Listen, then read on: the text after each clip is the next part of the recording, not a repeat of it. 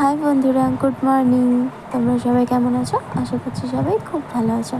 তো সকাল সকাল একটা নিউ ব্লগ নিয়ে চলে এসেছি। তো দেখো, সিদ্ধার্থ এখনও ঘুম থেকে ওঠেনি, আর আমি চলে এসেছিলাম চা নিয়ে। সকাল সকাল একটু চা না খেলে সকালটা শুরুই হয় না। তো আমি চা নিয়ে বসে পড়েছিলাম, চা খেয়েও নিয়েছিলাম। তো সিদ্ধার্থ ঘুমাতে ঘুমাতে আমি স্নানটা সেরে আসি। তো ততক্ষণে আমি স্নানটা সেরে চলে এসেছিলাম। তো তারপরে এসে দেখছি সিদ্ধার্থ কিন্তু এখনও ঘুমাচ্ছে, এখনও ঘুম থেকে ওঠেনি। তার জন্য আমি ভেবে নিয়েছিলাম তাহলে রান্নাটা চাপিয়ে নিই, তাহলে ওঠার আগে রান্না হয়ে যাবে। তো আমি এখানে ভাত বসিয়ে দিয়েছিলাম। দেখো, আমার ভাত অনেকটা হয়েও গিয়েছিল। আর আজকে মেনু করেছিলাম পটল ভাজা আর শাক ভাজা।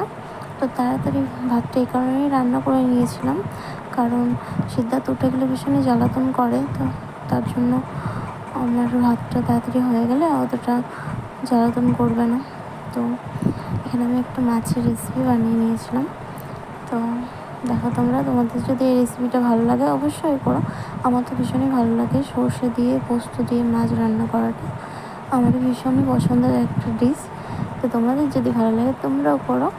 তো আমার রান্না অনেকটাই হয়ে গেছিলো, এটা লাস্ট মেনু ছিল।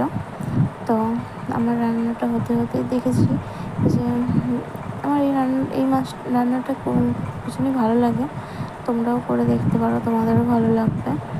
তো আমার এটা প্রায় হয়েও গেছিলো। দেখো, আমার রান্না কমপ্লিট হয়ে গেছিলো, আর সিদ্ধার্থ উঠে গেছিলো। তো সিদ্ধার্থ উঠে গেছিলো, তো ওর সাথে একটু তারপরে খেলা করে নিচ্ছিলাম। তো তারপর অনেকটাই বেলা হয়ে গেছিলো, তার জন্য ওকে আগে ও যখন খেলা করতে করতে একটু ভাতও খাইয়ে দিয়েছিলাম।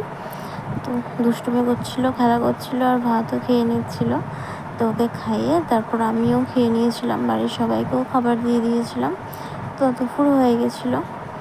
তো তারপরে ওকে ঘুম পাড়ানোর জন্য রুমে নিয়ে এসেছিলাম। তো নিজেই দরজাটা জানালাটা লাগিয়ে দিচ্ছিলো, এবার ও ঘুমাবে, ভীষণই ঘুম পেয়ে গেছিলো।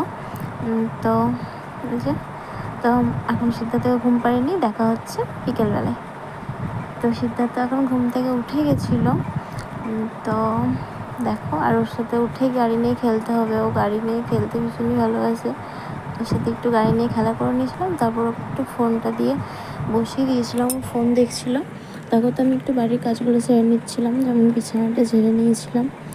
তারপরে আমি চলে গেছিলাম ছাদে কাপড়গুলো তুলে নিয়েছিলাম। তো তারপরে তোমাদের সাথে পুরো ব্লগটা আমি শেয়ার করতে পারছি না, কারণ আমি একা ক্যামেরা করি, তো এখানে সন্ধেও দিয়ে দিয়েছিলাম। তো তারপরে দেখো, আমি এখানে সন্ধ্যেটাও দিয়ে দিয়েছিলাম। আমি একা ক্যামেরা ধরি, তো এই জন্য পুরো ভিডিওটা অনেক কিছু তোমাদের সাথে শেয়ার করা হয় না, তবুও যতটুকু পেরেছি চেষ্টা করেছি। তো আমার সন্ধ্যা হয়ে গিয়েছে। তো আজকের মতো ব্লগটা এখানেই শেষ করছি, আবার দেখা হবে